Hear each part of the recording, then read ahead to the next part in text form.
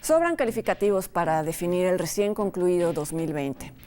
La caída tanto en la producción cinematográfica como en la asistencia a las salas de cine fue abismal en todo el mundo.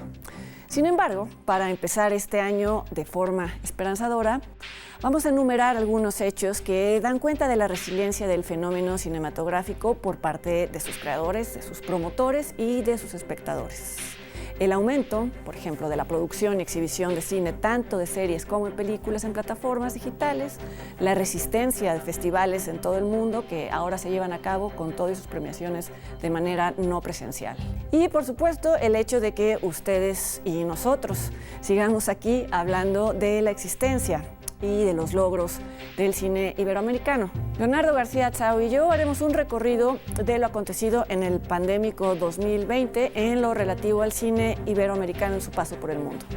Y también, como siempre, haremos un in memoriam de las y los cineastas recientemente fallecidos. Haremos una revisión a la trayectoria del director argentino Carlos Sorín y les daremos nuestras recomendaciones de estrenos en línea. Acompáñanos.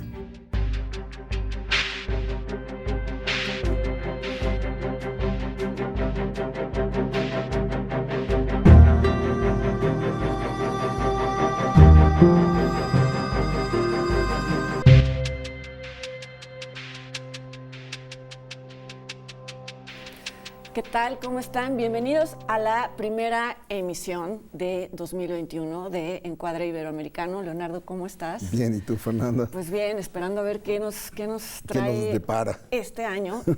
Además, cumplimos un año en Encuadre Iberoamericano y una de las grandes ironías y malos juegos que nos trajo el 2020 es que este programa había sido pensado para comentar los estrenos de los festivales, ¿te acuerdas? Sí. Al principio del año así lo planteamos y bueno, lo primero se afectó fueron los festivales. Los festivales, sí. Hablando de la industria del cine. Entonces, bueno, pensamos que lo que podíamos hacer, lo menos que podíamos hacer en este programa es hacer la crónica de todo lo extraño que hemos vivido a lo largo del 2020, que ya concluyó, pero que va a seguir afectando, yo creo que durante varios meses a la industria del cine. Sí, se calcula que para el verano posiblemente ya haya un semblante de normalidad en algunas cosas. Pero hay cosas que yo creo que ya no van a volver a ser iguales. Yo creo que todo lo que pasó, digo, más allá de lo trágico que ha sido, también ha tenido un lado positivo en el sentido de que ha acelerado cambios que a lo mejor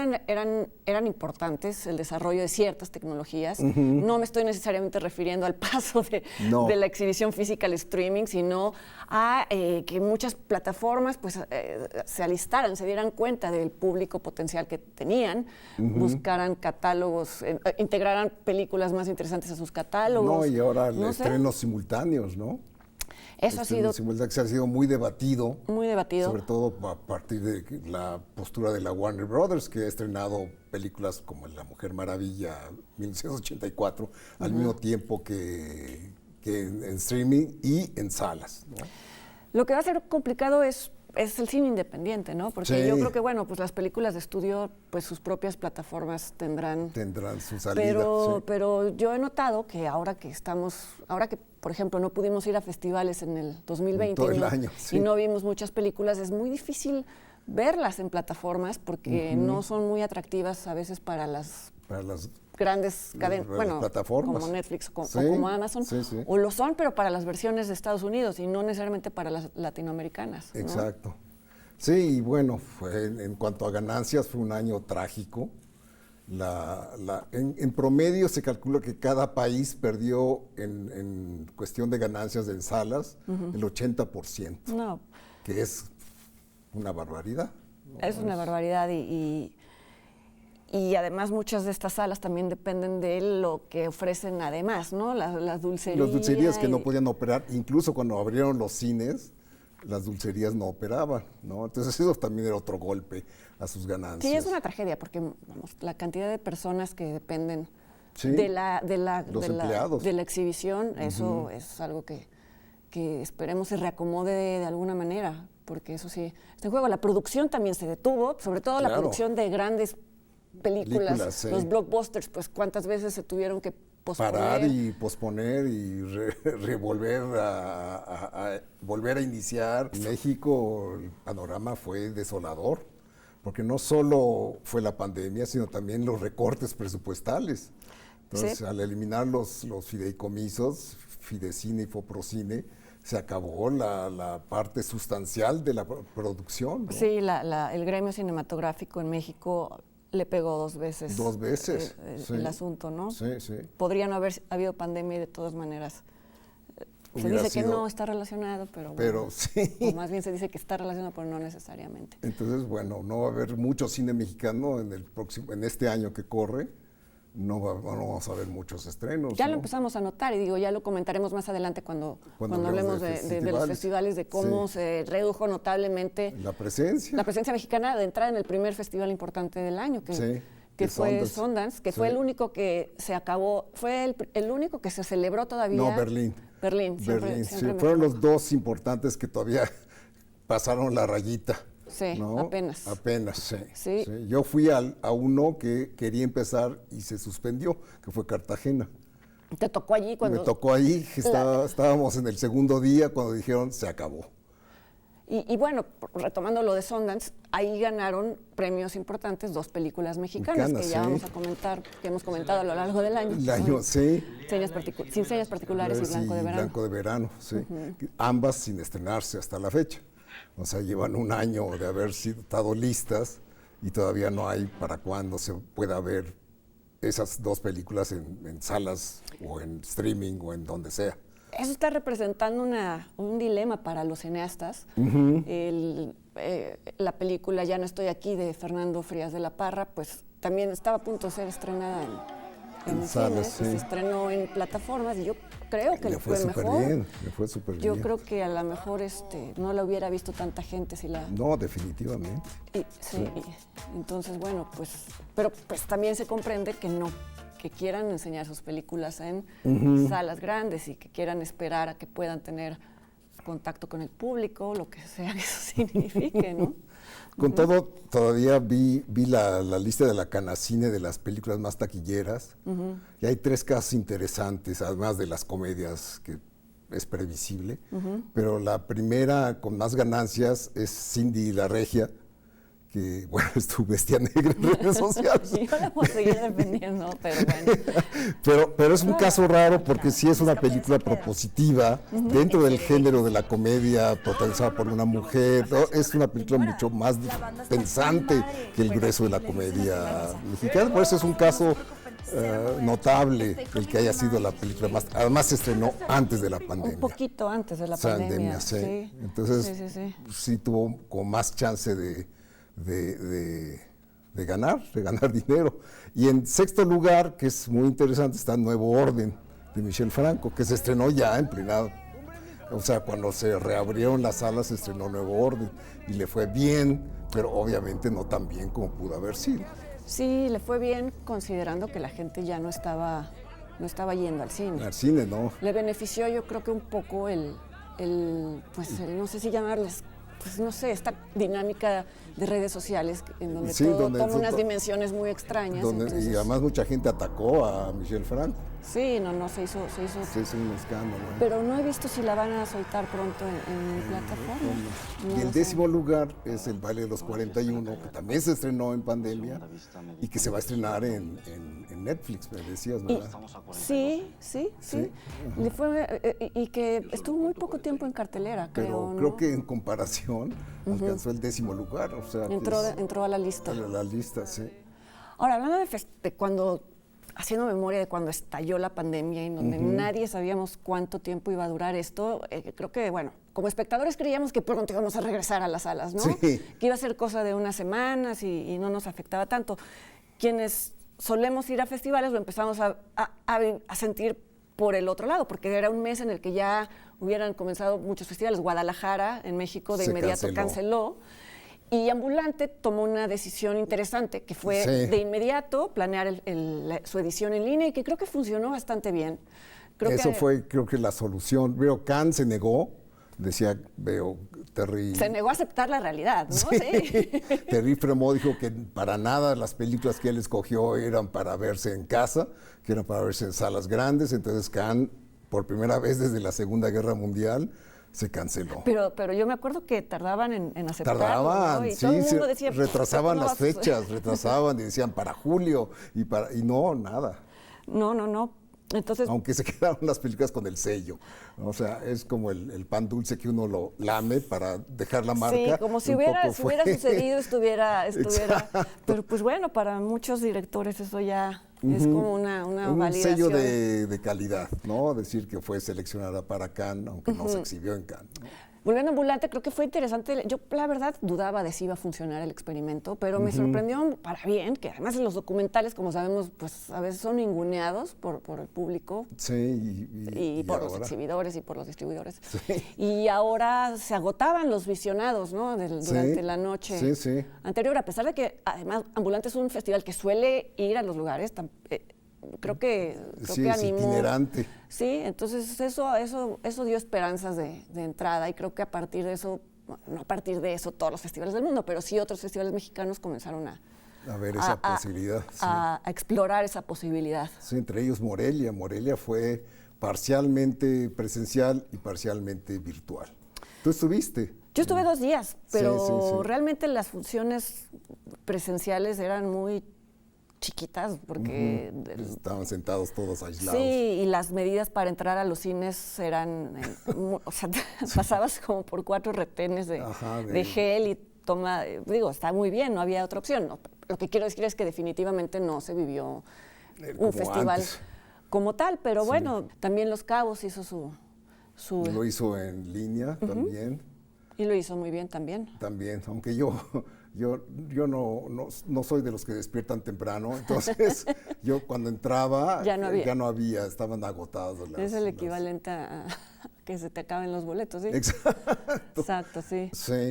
Sí. El problema de estos visionados, que bueno, a lo mejor más adelante, si se siguen haciendo los festivales de forma híbrida, es que no todas las películas, no todos los productores de las películas aceptan dar los derechos. Y fue lo que afectó en parte al Festival de Guadalajara. Sí.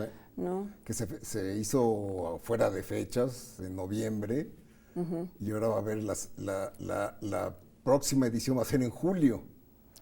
Como O sea, a mitad de como la mitad del año, sí. Ellos esperan que ya para entonces se pueda hacer presencial. Y Ojalá. Ojalá. Y todos los demás festivales mexicanos ya no hubo, ¿no? Guanajuato también fue en línea. Pues sí, a ver Sí. a ver en qué. Y el que nació apenas el 2019, que fue el de Tulum, ya no hubo. No, porque además ese sí creo que mucho de su atractivo era estar ahí. Estar ahí, sí, claro. como todos los festivales de. Sí. Sí, pues a ver este año que nos depara la presencia en festivales.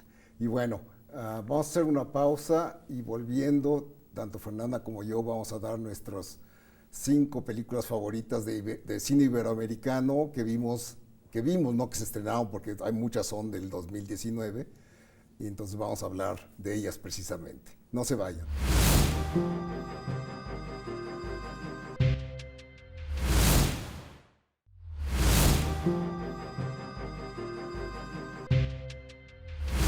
Y pues bueno, cada programa hacemos un top 5 de nuestras películas favoritas Del tema que en corresponde. cuestión, sí. Ahora que estamos haciendo la retrospectiva del Del 2020, año. lo vamos Sí. a hacer sobre las películas que vimos a lo largo del año y que acabaron siendo nuestras favoritas. Vas tú, Leonardo, ¿cuál es tu número 5? Mi número 5 es Ya no estoy aquí, de Fernando Frías de la Parra, precisamente, que fíjate que no sé si es un fenómeno del traslado de la pantalla grande a la chica, pero a mí sí me causó una decepción la segunda vez que la vi. Me sigue gustando mucho, pero la primera vez que la vi fue como una revelación y me encantó y estaba yo entusiasmado cuando la vi. Y la segunda vez que la vi ya en Netflix, me pareció que estaba bien, pero que algo le faltaba, ¿no? No sé. Yo voy a hacer ese experimento. Es que, bueno, no, yo no lo puedo hacer ya, porque yo las 2 veces las vi en... ¿En cine? No, En video. En video. Pero sí, Sí. es una película que por las Visualmente canciones y por la música y demás. importa mucho la fotografía de Damián García. Es una película que visualmente es muy rica, ¿no? Entonces no sé si hay por ahí algo se me perdió. Y fue la elegida por la Academia de Cine Mexicana para representar. No sé, todavía no sé. No se han dado los No resultados. significa que México esté incluido en la terna. Pero es la película que se propuso. Que fue una buena elección, yo creo, Sí. porque las Nuevo demás- Orden era la otra que se había manejado y es una película muy dura. La Academia la hubiera no rechazado. no les Sí. gustan las películas Sí. depresivas. Sí. Así es. Mi número 5 fue un documental. Sobre todo me gusta porque es muy distinto a la mayoría de los documentales mexicanos, sí. ¿no? Y este también concursó en el Festival de Morelia del año... Del año antepasado. 2019, sí. Ajá. Es Vaquero de Medianoche, del Mediodía, perdón. Ajá. Vaquero del Mediodía, porque hace alusión, el apodo mismo del protagonista hace alusión a la película. La película, sí. De Diego Osorno, que después se estrenó en Netflix. Sí, de hecho se puede ver ahora. Se puede ver en Netflix. Ajá. Y es la historia de un poeta mexicano desaparecido, Samuel Noyola. Samuel Noyola. Y es sobre todo la historia del propio director de Diego Osorno, que se propone buscarlo, porque desapareció y a nadie se le hizo extraño que desapareciera, porque era un tipo que, Su tren de vida era un poco autodestructivo. complicado, no tenía un Sí. domicilio fijo, era como casi el arquetipo del poeta maldito, Sí. que quemaba todo a su paso, pero también le sirve a Diego Osorno para contar toda una época literaria en México, una relación muy extraña por atípica entre este poeta muy marginal y Octavio Paz, que en ese momento pues, Lo apadrinó. lo apadrinó, y entonces eso le generó pues como también mucha animadversión Sí. por parte de los círculos establecidos, y es muy entretenido. A mí me gusta.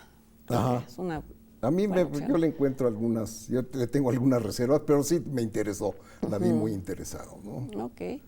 ¿Y tu Mi número cuarta 4? es Monos, de Alejandro Landes, la película colombiana, que también esa sí la vi en Netflix. Es una película muy fresca, también algo brutal, que recuerda un poco al Señor de las Moscas en su tratamiento de los jóvenes actores, de los jóvenes personajes que son una guerrilla infantil casi, ¿no?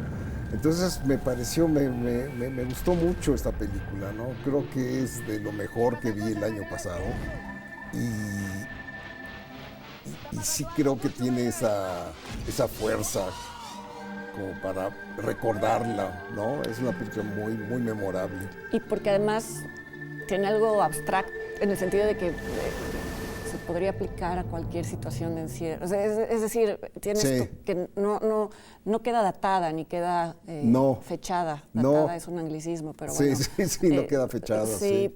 Tiene este ambiente de claustrofobia y Dentro de la selva, sí. de dominación a niños. Es decir, hay como cosas arquetípicas ahí que la hacen poderosa. Sí, está muy bien. Mi número 4 fue una película que Apenas se estrenó se estrenó en salas, que yo creo que le fue fatal en salas, porque pues se estrenó en los últimos días. en los últimos días se antes. podía ver cine en salas, sí. Que es Danica, de Michael Rowe. Michael Rowe, un director con una filmografía muy breve, pero cuidadoso para filmar. A mí Sí. me gusta que no se apresura para contar las historias, que hace mucho con muy poco. Y esta película cuenta un encuentro fortuito entre un hombre de 50 años, sí. que es Demián Bichir, un poco harto de su vida, pero no lo acepta del todo, y se va de vacaciones y tiene Un escritor. un escritor, y se encuentra con una chica que pues le voltea el mundo de cabeza, ¿no? Y entonces hay una especie de atracción, Un coqueteo que no lleva a pero ningún lado. no, porque Sí. ella es menor de edad, pero además hay también un cuestionamiento por parte de él.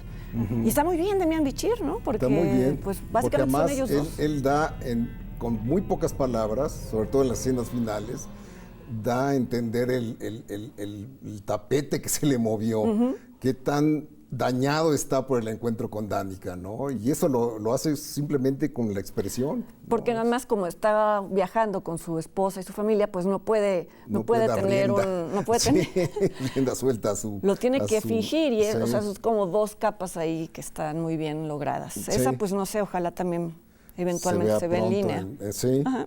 Mi tercera es Emma, de Pablo Larraín, que es una película que desconcierta a mucha gente, porque sí es una película de varios tonos y de varias historias, pero a mí me gusta precisamente por excéntrica y por loca. Creo que es una película muy arriesgada, que lo logra. Hay películas que se arriesgan y se van al barranco. Esta es arriesgada y logra mantener un discurso a lo largo de un discurso variopinto, pero sí un discurso, ¿no? Y fue también de las últimas en verse en cine en México. Antes de la primera ola de la pandemia, fue la que se estrenó en ese fin de semana. En ese fin de semana. Sí. Sí, y también no sé si se puede ver en línea, pero bueno. Hasta ahora no. Sí. Ajá. Bueno, tu... Mi número 3, pues es... ya no estoy aquí. que, fíjate que le salieron detractores, como les salen a las películas que les va bien, como ¿no? Siempre, sí. Ajá, y mucha gente decía que era una película que era como muy condescendiente, porque era pero a mí me parece que no, que la historia que se desarrolla en Queens, es en Queens, en donde hay una inmigrante china, pero pues ya muy adaptada. No es hija de inmigrantes, ella es gringa. Sí, ella es asimilada a la cultura. Entonces ahí se ve también cómo nadie encuentra bien su lugar ahí, cómo tienes que realmente pertenecer a un grupo. Creo que no es necesariamente explotar al personaje folclórico ni nada de esto, sino que tiene muchas otras lecturas. Sí. A mí me gusta. Sí, me es muy sigue buena gustando. película. Y mi segunda es La Llorona, de Jairo Bustamante, que logré ver en el Festival de Toronto del 2019, era su estreno, y es una película que a mí me gusta mucho. Digo, solo la vi una vez porque no ha vuelto a pasar. Pasó en Guadalajara, en el Guadalajara raro que fue en noviembre. Ajá. Y creo que es también una película que se arriesga a unir dos géneros al parecer disímbolos, que es la denuncia política y lo sobrenatural, ¿no? Parecería que no hay forma de conjugarlos, pero a mí me parece que lo hace muy bien Jairo Bustamante, que sí consigue denunciar el gobierno genocida de un Ríos Montt, no se dice el nombre, pero obviamente es un presidente guatemalteco corrupto que causó crímenes de lesa humanidad y que se le sigue un juicio y en el juicio sale exonerado. Pero claro, lo que los persiguen son las almas, ¿no? De todos los, no solo la manifestación popular que sí está sobre él y está invadiendo su casa, pero también hay manifestaciones sobrenaturales, ¿no? Y mi número 2 es Emma, también es de Emma, Pablo Larraín. Sí. Que sí, que opino lo mismo que tú, que es un quiebre total con el tono previo que siempre era muy oscuro y hablaba de siempre de la dictadura, ¿no? Y de las secuelas y de personajes perturbados y demás, y aquí pues es totalmente otro tono y me gusta ese riesgo, me gusta, él hace un buen papel, sí. un buen personaje, Gael García Bernal, la chica que interpreta a Emma, que es Mariana Di Girolamo, lo hace muy bien, que después la vimos en una serie, en La Jauría. En La Jauría era irreconocible. Sí, y pues sí, es un experimento que creo que los cineastas hacen bien cuando se alejan de sus temas, ¿no? Exacto. Y bueno, la número 1 para los dos, coincidimos. Pero creo que ha sido nuestra número 1 en muchos programas. En todo el año. Que es Sin Señas Particulares, de Fernanda Valadez, que se cumple un año de que hemos hablado de ella, porque hablamos cuando se estrenó en el Festival de Sundance, tuvimos oportunidad de verla. Y desde entonces nos entusiasmó y sigue. Yo no la he visto en pantalla, cosa que seguro va a ganar. La vi en video, como sí, ya se estila ahora. No, pero sí me gustaría verla en cine porque sí se ve, además que la realización es muy cuidada, es una película hecha con aplomo, hecha con fuerza, ¿no? ganó un montón de premios en festivales, ganó en San Sebastián, ganó en Zúrich, ganó en Sundance, ganó en Morelia, ganó... Sí. Y pues es una de las beneficiadas de los fondos que ahora retiraron, y lo digo porque tanto la productora Astrid Rondero, que también es guionista de la película, y la directora Fernanda Valadez lo han dicho varias veces, ¿no? Ellas han dicho que esa película no se hubiera podido hacer sin Oficina. Sí. Entonces, bueno, esa es una de las cosas que se pierden el camino. Y bueno, esas son nuestras 5. Esperemos que Sin Señas Particulares se vea pronto, ya sea en streaming o en salas, si se abren las salas, pero que, por favor, los mexicanos tengan acceso a una película realmente importante. Y bueno, nos vamos a hacer una pausa, y de regreso vamos a hablar vamos a hacer un repaso de la carrera del director argentino Carlos Orín, y vamos a recordar los cineastas fallecidos en este pasado mes. Quédense con nosotros.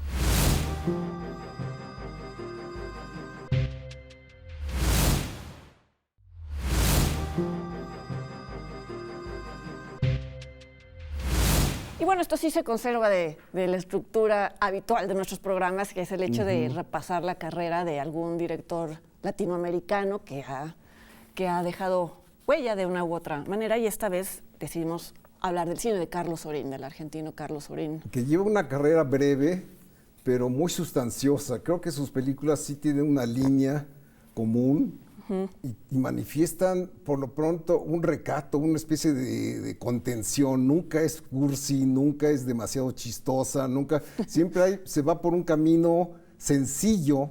O sea, el título de una de sus películas, Historias Mínimas, habla muy bien de que todas sus historias son de algún modo mínimas, no ocurre gran cosa anecdóticamente, pero son películas llenas de personajes ricos, se nota un afecto por los personajes, que es genuino, y me gusta, es un cine que lo disfruto.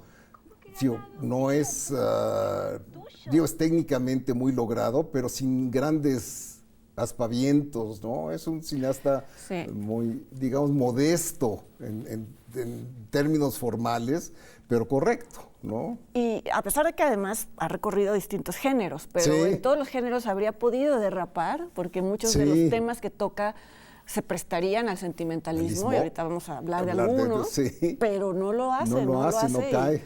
Y en efecto, su trabajo con los actores creo que es logradísimo. Y siempre son actores, la mayoría de los casos son actores no profesionales, ¿no? Sí, él comenzó haciendo publicidad, comerciales, entonces contaba que se dio cuenta de que ese era el camino que tenía que seguir alguna vez que que tenía que hacer un comercial para alguna compañía de teléfonos, y fue a un pequeño pueblito, entonces contrató a muchos actores que tenían el aspecto de que podían ser habitantes de ese pueblito, y llegó con camiones de ellos y el tema del comercial era de que el pueblo se iba a alegrar de que por fin iba a tener teléfono, y se dio cuenta de que cuando llegaron al hotel, él y sus actores, los pobladores, los habitantes del pueblo estaban muy entusiasmados porque ellos llegaron, y los vio y dijo, estos son, claro. Y regresó a los actores, modelos, y creo que fue un comercial, yo no lo he visto, pero creo que fue un comercial que hizo época. Entonces, pues sí, esto queda clarísimo en sus películas. La primera es una película que me gusta mucho, me divierte,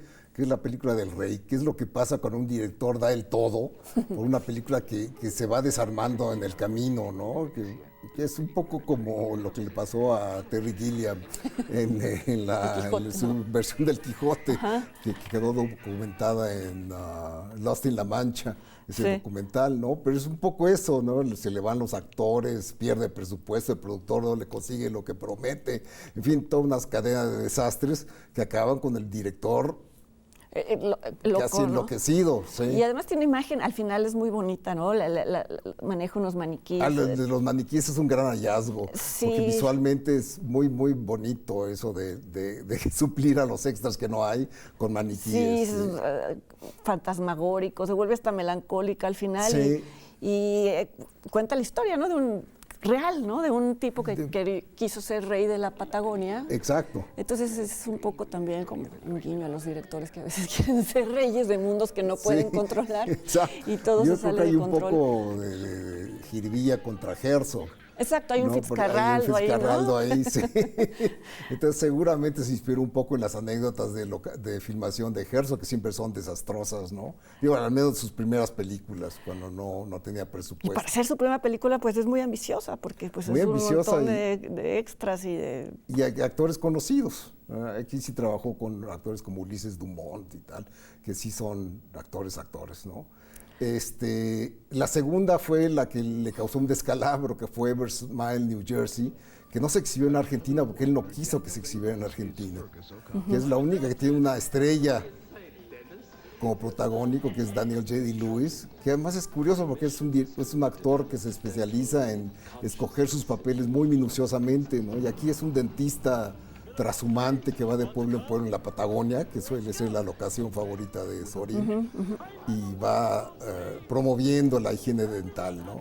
No es del todo lograda, es otra road movie, pero de algún modo entiendo su decepción con esta película. Además, platicábamos antes de empezar el programa, él es muy crítico con sus películas. Sí. Cuando sí, no le sí, gustan, lo dice, ¿no? Sí. No las alaba No. como otros directores. Y no las justifica. Y en este caso, esto le causó un retiro de una década de no hacer películas. Se volvió al cine publicitario y todos los 90 nos perdimos de las películas de Zorín porque se dedicó a hacer publicidad. Pero tuvo un gran regreso. Un gran regreso. Que fue Historias Mínimas. Historias Mínimas, sí. Que yo creo que es la que más me gusta suya. Ajá. Es sin duda de las mejores, sí. Porque es muy impresionante cómo son tres historias que hubieran podido ser muy sentimentales. Sí, y hay una honestidad emocional que Sí. te deshace. Y cuenta que tuvo horas y horas y horas de rodaje, porque aunque tenía un guión que seguir, pues sí, ensayó. Les entregaba a los actores más o menos las instrucciones, pero ellos acababan de alguna manera armando las escenas y el resultado es increíble. Los personajes son memorables, ¿no? Memorables, sí. Son tres historias. Una de una mujer que concursa en un programa televisivo, otra de un vendedor que quiere cortejar a una mujer y lo quiere hacer a través del hijo. De un pastel, y le compra un pastel. Y sí. me recuerdo esa historia, me recuerda mucho a cómo somos, no sé si estoy diciendo una generalización que ofenda a alguien, pero a los mexicanos, en el sentido de que recorre varios lugares para hacerle arreglos a un pastel que él quiere que sea, y entonces acaba metiéndose a la casa de la gente, es decir, me refiero a esta parte que tenemos los mexicanos de todo el mundo de pronto ayudando en un problema. Exacto. En donde a lo mejor sí. Y la historia de un hombre que se reúne con su perro. Con su perro, que es un adelanto de la siguiente película. Además, ¿sabes qué? Bueno, a mí que me gustan los perros, permíteme contar esta anécdota. Sí, claro. Que cuenta Zorín que para escoger a ese perro, primero tuvieron dos, uno que lo estuvieron entrenando no sé cuánto tiempo, y se lo robaron. Otro perro que también ya estaba listo para ser el perro y se lo robaron, y eran perros buenos, eran perros de raza o no sé. Y que al final encontraron uno que era horrible, que es como el que sale en la película. Pero justo dijo Zorín, el hallazgo, justo tiene que ser un perro por el que uno diga, ¿por qué alguien haría un viaje? Por este perro. Y resultó ser un muy buen actor, este perro, al punto de que el crew lo adoptó y después andaba con ellos, y que dice que un día iban paseando con él y que pasaron enfrente de un matrimonio y que dijeron, mira, es Junior. O sea, que se cumple un poco como lo de la película, ¿no? Encontraron a un perro que tenía dueño. Que tenía dueño, sí. Esa película ganó en San Sebastián, ¿no? Ganó en San Sebastián, un premio especial del jurado, que además Zorín contaba que le dio mucho gusto que el que se lo entregó fue Wim Wenders, sí. Y que le dijo gracias por su película, ¿no? Sí. Sí. Después sigue El perro, que en San Sebastián se llamó Bombón el perro, pero en Argentina se llamó El perro a secas. Sí, que es otra historia de un personaje de la vida real. De hecho, se llama como su personaje, no es como para no diferenciar que era un actor. Y esa también la historia de un hombre y un perro. Sí, un hombre que le regalan un perro en pago por un favor. Por un servicio de mecánica, y le dan un dogo, que es un perrote. Y le empieza a ir bien y lo mete a concursos y demás, pero en algún momento no funciona el perro para más. y él decide no seguir, o sea, quedarse con el perro, pero no, pero me quedé pensando en eso que dijiste hace rato, que no es ambicioso en un mal sentido el cine de Zorín, y que esta película, el personaje es así, es decir, no está esperando ganar 300 competencias con el perro, sino que prefiere tener una vida tranquila con su perro. Y a mí, repito, que me gustan los perros, siempre me dicen, ay, ve tal película de perro, y odio las películas con perros, porque son muy cursis. Son muy cursis, sí, muy sentimentales. Sí. Y justo esta no lo es, el perro es un perro. Sí, y nunca asciende a otra dimensión, ¿no? No. Sí, esa yo la vi en San Sebastián y ganó el premio Fipresi. En San Sebastián, de cuando había festivales, e íbamos. y comíamos. Bueno, El Camino de San Diego es como la trilogía de historias mínimas que hizo, y esta también es una anécdota muy sencilla. Es un fan de Maradona, un absoluto adorador de la imagen del futbolista, que hace un viaje con una escultura, una raíz, un tronco, que él dice se parece a Maradona en actitud triunfal, y se la quiere llevar porque Maradona en ese momento ha sufrido una crisis cardíaca, entonces se la quiere llevar como para... Sí, el Maradona ya retirado, ¿no? Ya Maradona, retirado, pues ya medio en la decadencia, de sus años. Sí, ya retirado, y es una película también casi como documental, ¿no? Porque incluso hace entrevistas. Sí, es como falso documental aparte. Sí, porque hay personajes que dicen, el Tati era así, y el Tati tal, es que como si se refirieran al personaje. A un personaje, sí. Y bueno, hablando de Maradona, aquí hacemos un paréntesis, que no solo apareció en esta película, sino hay varias películas centradas en él, hay documentales centrados en él, ¿no? Muchísimos, sí. Muchísimos, del cual sobresale el de Asif Kapadia, que se llama Diego Maradona, y que es un estupendo documental que narra exactamente la curva... En donde empezó... La curva del declive de Maradona. El principio del fin, ¿no? Que fue cuando, pues, en la cima de... Cuando estaba en el Nápoles, cuando jugaba en Nápoles. Y que ya no quería seguir ahí, que él ya hubiera querido varias veces regresar a Argentina, pero los italianos lo endiosaban de tal manera que no le permitían regresar, pero en el Mundial en el que tuvo que jugar con Argentina, venció a Italia. Y además medio que encontró a los propios italianos porque les pidió a los napolitanos que lo apoyaran, entonces el resto de Italia lo vio como una... Y fue fuerte porque el fisco, todos quienes sabían que Maradona vivía una vida de excesos allá y que se hacían de la vista gorda porque pues, les reportaba muchas ganancias de todo tipo, de pronto fue muy injusta la prensa, fue muy injusta, en fin, y eso pues tuvo las consecuencias. Ya más sus nexos, ¿no?, con la mafia, que también fue bastante evidente con la Camorra. Pero insisto, todos lo sabían, pero la prensa y el fisco y todo no lo hizo evidente hasta que hizo la traición. Hasta que hizo la traición, lo cual pues es un poco injusto también, ¿no? No sabemos dónde se puede ver, porque yo la vi en HBO, pero no sé si está en está en un servicio de paga. Bueno, ahorita me acuerdo, en México. Y bueno, volviendo a Zorín, después hizo La Ventana, que es una película que él dijo que era chejoviana, y es cierto.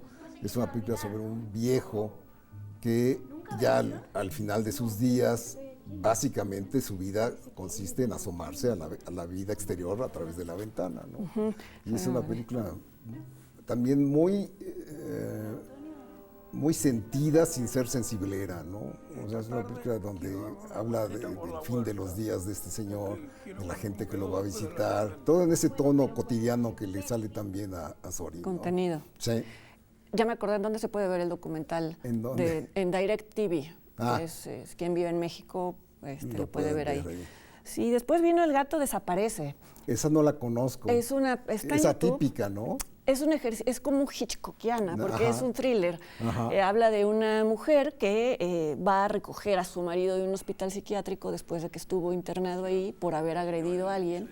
Entonces, al parecer ya está curado, pero ella tiene la duda. Entonces, toda la película juega con la ambigüedad de si en realidad el hombre está o ella, en su temor de que no lo esté. Ella empieza a imaginar cosas, ya no sabes bien a bien cuál de los dos es el... Y lo del gato es porque tienen un gato que al parecer es el único que sabe la verdad, porque un poco le tiene repelús a él, entonces siempre te queda Sí, y es un buen ejercicio de estilo, digo, te mantiene pendiente de qué va a pasar toda la película. Ajá. Sigue Días de Pesca, que es una película que me gusta, aunque es también igual en el mismo tono de las anteriores. Igual hay un viaje a la Patagonia donde un señor quiere reencontrarse con su hija, a la que ha dejado de ver durante mucho tiempo. Ya tiene familia, tiene un hijo, tiene un marido, y es la historia de su reencuentro, ¿no? Está bien, no es de lo mejor de Sorín, pero es una película que se ve con gusto.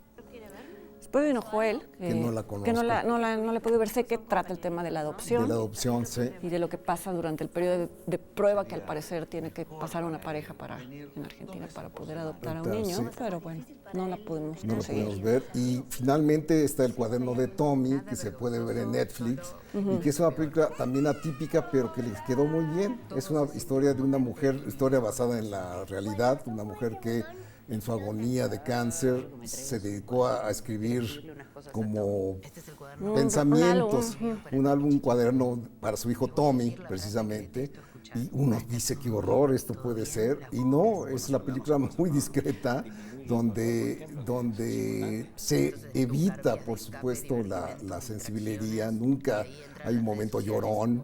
No, y es que la propia protagonista, que es Valeria Bertuccelli. Valeria Bertuccelli, muy bien ella, en su papel. No, es todo el tiempo esta cosa de que dice, no soy guerrera, porque no. Todos estos tropos y lugares comunes alrededor del cáncer. No, y una muerte asistida, que cosa que me parece además muy noble de la película, ¿no?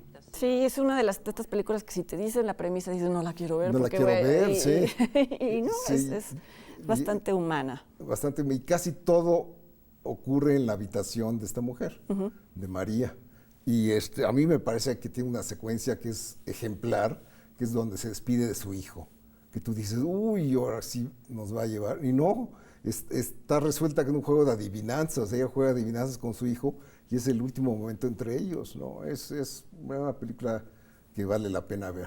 La anticipamos como una de las recomendaciones. Sí, en línea. En línea que pueden ver.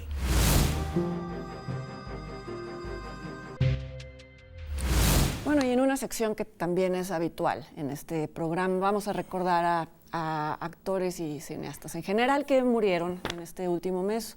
Uno de ellos fue Armando Manzanero, que bueno, es sobre todo, ante todo, un compositor legendario. Y cuyas canciones, desde luego, formaron parte del soundtrack de muchas películas, ¿no? Y también compuso temas principales el tema principal de una película como Juego Limpio de Marco Julio Linares, él lo hizo, ¿no? Son pocas las participaciones de ese sentido, pero las hizo también. Tiene una aparición él en cine, en una película, en Somos Novios. Sí, precisamente. Con Julissa, con Angélica María. O con Julissa, con una de las dos. No, creo que es... Angélica María, no tengo idea, Ay, no sé. No la recuerdo. Angélica María, sí. Ajá. Con Angélica María. Y él muy jovencito, creo que todavía no era el Manzanero. No era el Manzanero que... Y se llama Somos Novios, en 1969. Sí. No es muy memorable, pero bueno. se puede ver en iTunes la película. ¿Ah, sí? Sí. Ajá. Entonces es una curiosidad. Bueno, también murió Flor Silvestre, de una larga carrera como cantante ranchero, también una larga filmografía como actriz, mujer de Tony Aguilar, con quien procreó 2 hijos, Pepe Aguilar y Toñito. Toñito salió en una película en Astucia, o Los charros contrabandistas de la rama. No fue un debut afortunado, pero bueno, ella estaba muy orgullosa sobre todo de 2 papeles, el que hizo en La Cucaracha y Ánimas Trujano, las 2 de Ismael Rodríguez, ¿no? Entonces, pues es que ella era como una mujer prototipo de la época de ahora, porque era cantante de ranchero, tenía una apariencia física que venía muy bien a todas estas películas de mujeres, con hermosas, con rasgos mexicanos. Exacto. Entonces, bueno, tuvo una carrera muy prolífica. Murió el mismo día que Maradona. Sí. Y me acuerdo porque algunas personas decían en Twitter que nadie mencionaba a Flor Silvestre. Pues es estas cosas que pasan cuando mueren personas. Fue el caso famoso de Farrah Fawcett, que murió el mismo día que Michael Jackson. Sí, bueno. Y también murió el actor de carácter Ernesto Yáñez, que es sobre todo un fetiche de Ripstein. Sí. Salió mucho en películas de Arturo Ripstein, interpretando personajes secundarios. Me acuerdo uno que se llamaba La Marrana, esos nombres de Pasalicia Diego. Sí, tenía una presencia sólida, digamos, ¿no? Sí. Una buena participación. Murió de COVID. Murió de COVID, sí. Y bueno, también murió una estupenda actriz, Marta Navarro, que fue sobre todo conocida por su papel en La Pasión según Berenice, y era Berenice, uno de sus pocos protagónicos. Básicamente era también un actor, una actriz de carácter. Ganó un Ariel por esa película, sí. Que es muy buena, era una es mujer un clásico. De las mejores de Hermosillo, ¿no? De las mejores de Hermosillo, sin duda. Pues era una actriz fetiche para Hermosillo ella, ¿no? Ha salido en varias películas. Salió en un par más, sí. Bueno, entonces, sí. Fetiche. Pero bueno, sí. Este retrato de la mujer reprimida, pero que... Provinciana, reprimida, pero con un... lado oscuro que se manifiesta después de una manera muy concreta. Exacto. Es una película sobre el deseo en provincia, ¿no? Creo que es una película definitiva. Bueno, y también murió Josefina Echanove, también una actriz de cuadro de larga trayectoria. De larga trayectoria, periodista fue en su momento. Sí. Yo la recuerdo mucho en Cabeza de Vaca. De Nicolás Echeverría. En Perdita Durango. También. De Alex de la Iglesia. ¿Sí? Y fue madre de Alonso Echanove, también actor, de María del Sol, cantante, y de Peggy Echanove. Esos eran sus tres Después hijos. hizo una larga carrera en telenovelas, como pasa con muchos de los actores. Muchos actores en México. Así es. Y bueno, ese es nuestro In Memoriam. Vamos a hacer una pausa y volviendo vamos a ver una cápsula de Canal 22, una entrevista con el director Alexis Gambis, que es un director franco-venezolano que participa en el próximo festival de Sundance con su película Hijo de Monarcas. Y también vamos a hacer un recorrido por los últimos festivales del año pasado y terminaremos con nuestras recomendaciones en video. No se vayan.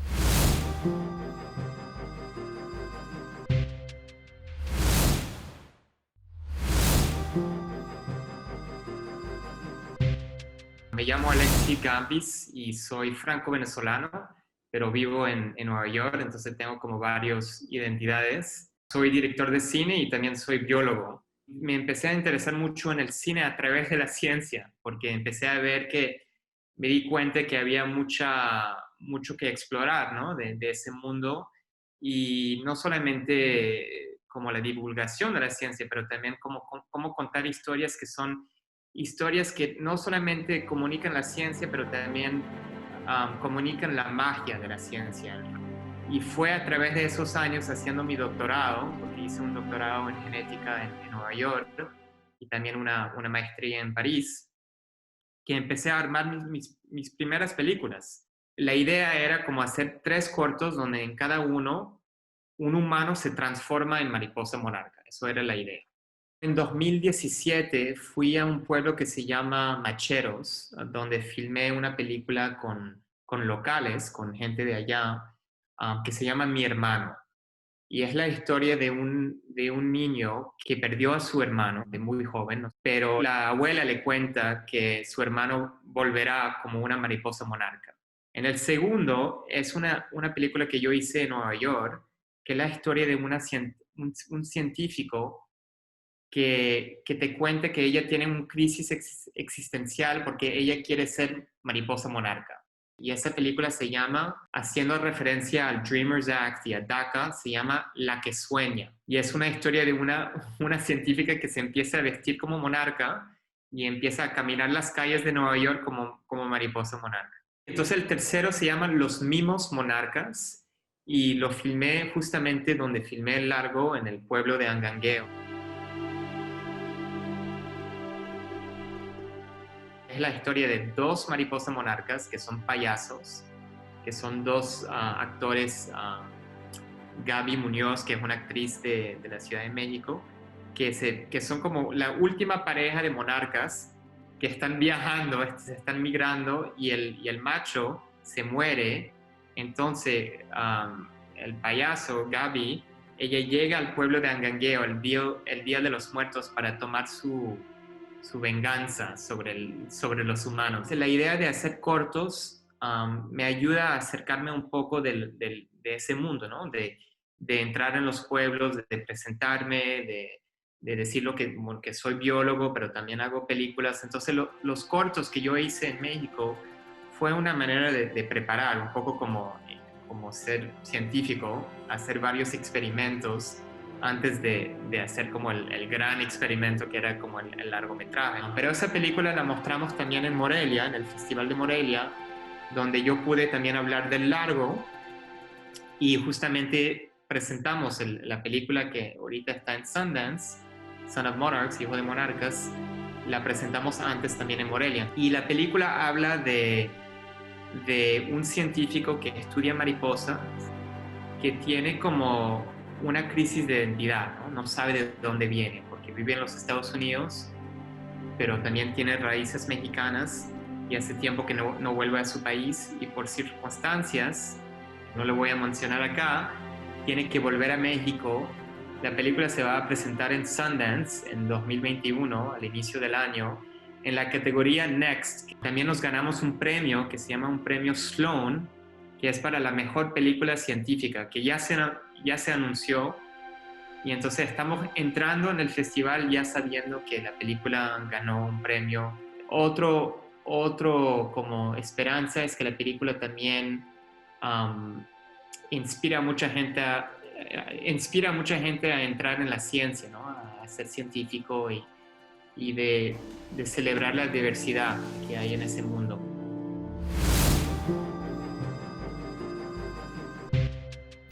¿Qué tal? Estamos de regreso y vamos a hablar ahora de los premios de los últimos festivales del año pasado.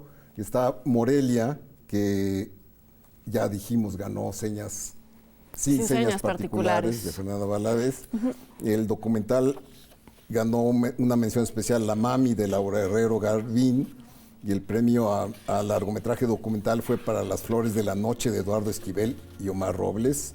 Que no hemos podido ver. No hemos podido ver. Tampoco El Ojo al largometraje documental mexicano, Tú un Sabi, de Uriel López España, que no podemos comentar porque no las vimos. También en Morelia ganó el mejor actor, fue para Martin Kuiper, que es holandés, por su trabajo en Ricochet. El actor del largometraje mexicano, mención especial, fue para Mario Palmerín por Ánimo Juventud. Y el Ojo a la mejor dirección del largometraje mexicano de ficción fue para Nicolás Pereda por Fauna, que también ha ganado otros festivales, ha ganado como premios en otros festivales. Sí, Fauna. Concursó en Toronto, ¿no? Eso a mí me gusta, no sé si la llegaste a ver. Sí, la llegué a ver. Una ficción dentro de la ficción. Sí, y bueno, ya hablamos del triunfo tanto de la actriz de Sin Señas Particulares, Mercedes Hernández, como de la película misma. En San Sebastián ganó Sin Señas Particulares en premios Horizontes Latinos y el premio de la Cooperación Española, con una mención especial para Las 1001 de Clarisa Navas, que la comentamos, una película argentina un poco extraña. Y el premio del público Ciudad de Donostia fue para la chilena El Agente Topo, de Maite Alberdi. Sí, pues las ganadoras del Mar del Plata tampoco las hemos podido ver, pero bueno, las mencionamos. Las mencionamos rápidamente. El mejor largometraje fue para El Año del Descubrimiento, de Luis López Carrasco. Mejor dirección para Matías Piñeiro, de Argentina, por Isabela. Mejor interpretación a María Villar, por Isabela. Y mejor guión para Nicolás Prividera, por Adiós a la Memoria. Y en la sección iberoamericana, el mejor largometraje fue por Los Conductos. Sí, la viste, de Camilo Restrepo, sí. Un poco a propósito de las sectas, creo que no lo mencionamos como sectas, pero tenía algo que ver. Exacto, la mención especial para Mascarados, de Marcela Borella y Enrique Borella. Mención especial para Fauna también, de Nicolás Pereda. Y mejor cortometraje, Correspondencia, de Dominga Sotomayor y Carla Simón. Pues bueno, esperaremos pronto que se exhiban pronto poder verlas en México, sí, en algún festival por lo menos. Ahora pues vendrá Sundance pronto, va a ser un festival que se va por primera vez a poder ver en línea. En línea, sí. Entonces ya les estaremos platicando. Van a concursar películas latinoamericanas. Concursa una directora mexicana, pero en la sección de documentales estadounidenses, porque es una coproducción. Sí, que es Natalia Almada. Ajá, es un documental, me parece, sobre o sea, cómo se relacionan los niños con los nuevos robotitos. Se llama Users, o sea, usuarios, ¿no? Sí, a mí me gusta. Natalia Almada es buena directora de documental. Sí, bueno, en la competencia internacional están 3 películas, ninguna de ellas mexicana, que es El perro que no calla, de Ana Katz, de Argentina, El planeta, de Amalia Ullman, de España y Estados Unidos, y La nube rosa, de la brasileña Yuli Gervase. Y en la sección Next, que es una sección de cine innovador, está Hijo de Monarcas, que es dirigida por Alexis Gambis, que ya la vimos, pero no está en la sección oficial, entonces. No. Y bueno, vamos a hablar ahora de lo que se puede ver en plataformas. Bueno, en salas se estrenó Leona de Isaac Sherem, con 2 años de retraso, porque estuvo en Morelia en el 2018. Pero el día que se estrenó, se declaró en México que se debía de volver a regresar al semáforo rojo, que en México quiere decir que se cerraran las salas. Pero hizo algo muy bueno el director, que es que de inmediato puso la película en Vimeo, pagando una cuota. Y me comentaba que le ha ido inesperadamente bien. Qué bueno. Que le ha ido mucho, que ha tenido muchas más vistas que lo que hubieran esperado en salas. Mira. Y es una película muy recomendable, la verdad. Es muy buena. Es la historia de una joven judía que trata de relacionarse con un no judío, con un goy, y se gana la desaprobación de su familia, ¿no? Básicamente en grandes líneas. Y a propósito, la protagonista es Nayan González, protagonista de Nuevo Orden, una película que también tuvo reconocimientos internacionales, ganó 2 premios en el Festival de Venecia. Digo, ya comentamos Nuevo Orden, pero no mencionamos que fue una ganadora. Ganó el premio especial del jurado. Ajá, así es. O sea, que fue el premio más importante del año, porque, digo, tratándose de Venecia, ¿no? Así es. El único otro festival que ocurrió físicamente se la aventaron, ¿no? Sí, y en un momento de pausa, porque fue el verano y el virus como que retrocedió un poquitín y se pudo hacer. Ajá. Está también en línea en Netflix en la serie documental Rompan Todo, que ha sido muy polémico. Muy polémico, porque, y es cierto, es parcial, es sesgado, se va sobre todo sobre la historia del rock argentino, porque los que lo hacen son argentinos. El productor es Gustavo Santaolalla, músico también, que es el personaje privilegiado. Sí, es como un conflicto de interés ahí, que pues acaba siendo evidente. Bueno, pero pues para quien quiera echar una repasada y sentir algo de nostalgia, sin ponerse muy crítico sobre el equilibrio del cine, de las bandas que se presentan, ahí está. Abre la puerta para que otros hagan un documental más riguroso y más. Está así. En Twitter hay gente que dice, bueno, faltó mencionar todo esto, entonces ya hay como... No, las ausencias son muy notables. Sí. Y bueno, está Familia de Medianoche, que es un estupendo documental de Luke Lorenzen, que ya comentábamos en el programa, que es esta familia que maneja una ambulancia privada de ellos, a falta de ambulancias oficiales. Es una locura de documental. Es un thriller, es una especie de thriller nocturno. El director se sube a acompañarlos a sus viajes. Es una familia conformada por papá, jovencito y niño, ¿no? Y tío.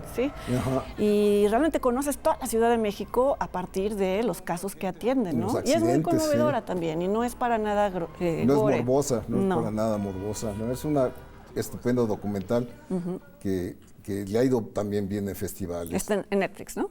Está en Netflix, sí. Y está Non-Western, que se va a exhibir en TV UNAM próximamente. Es una película que comentamos, de Laura Plancarte, que es un documental sobre un matrimonio interracial con sus conflictos culturales. Muy interesante, porque cada uno presenta, o sea, hay una falta total de acoplamiento y cosas que no pueden resolver. Sí, a mí me gusta mucho, la verdad. Sí, y también compitió en Morelia y en Mar del Plata. Sí. Entonces, bueno, para este encierro que todavía parece que va a durar unos meses más, pero de todas maneras no nos abandonen a nosotros. Nosotros el siguiente mes vamos a estar aquí con más recomendaciones y los esperamos. Esto es Encuadre Iberoamericano, es un foro en el que buscamos presentar lo mejor de la cinematografía iberoamericana y su recorrido en festivales presenciales o virtuales. Cuídense mucho. Gracias, Leonardo. No, a ti.